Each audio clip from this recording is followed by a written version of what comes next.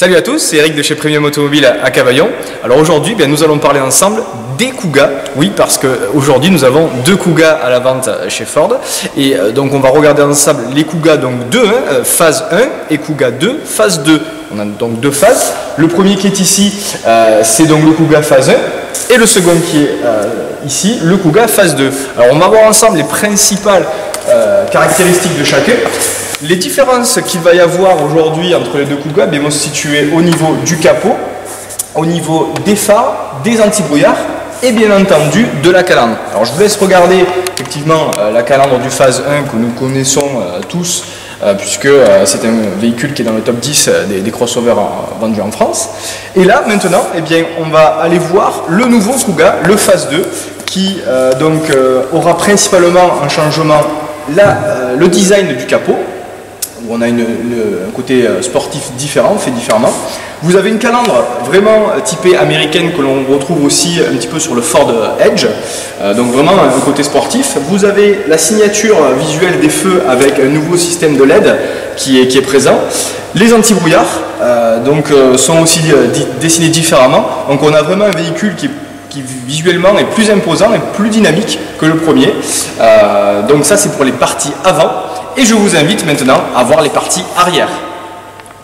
Voilà, nous voici maintenant à l'arrière du Kuga 2 phase 1. Alors comme tout le monde le connaît effectivement, vous avez donc la partie Ford qui va changer sur le phase 2, c'est-à-dire que toute cette partie-là a été redessinée, ainsi que les feux.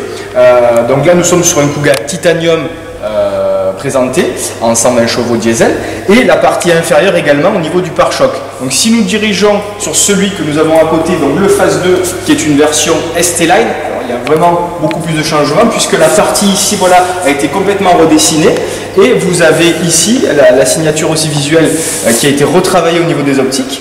Et bien sûr là sur la version ST-Line vous avez une partie inférieure avec un nid d'abeille, finition nid d'abeille, et deux sorties sport que vous avez également sur l'autre. Donc vraiment un changement notable sur le nouveau modèle. Et maintenant nous allons voir ensemble l'intérieur des deux véhicules. Et voilà, maintenant nous sommes dans le Kuga 2 phase 1 pour les principaux changements à l'intérieur. La sellerie a beaucoup changé, vous avez un semi-cuir actuellement. La couleur et le design auront changé, ainsi que le confort.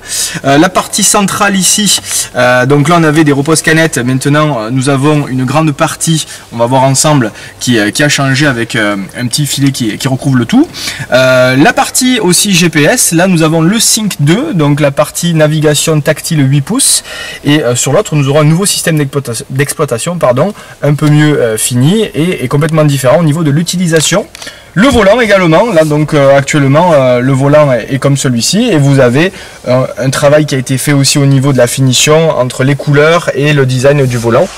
Donc on va aller découvrir ça immédiatement dans le second Kuga. A de suite. Voilà, nous voici maintenant dans le Kuga 2 pour noter ensemble les différences entre le Kuga 1 et le Kuga 2 à l'intérieur. Je vous laisse découvrir la nouvelle sellerie, donc sellerie semi-cuir avec un cuir retourné qui donne vraiment du cachet au véhicule. La première fois que nous avons ce style de fauteuil sur le Kuga. La partie centrale ici, donc accoudoir central, et la partie rangement avec un nouveau système bien plus large et qui peut se fermer. Vous avez également le frein à main électrique, l'ancien était équipé du frein à main manuel.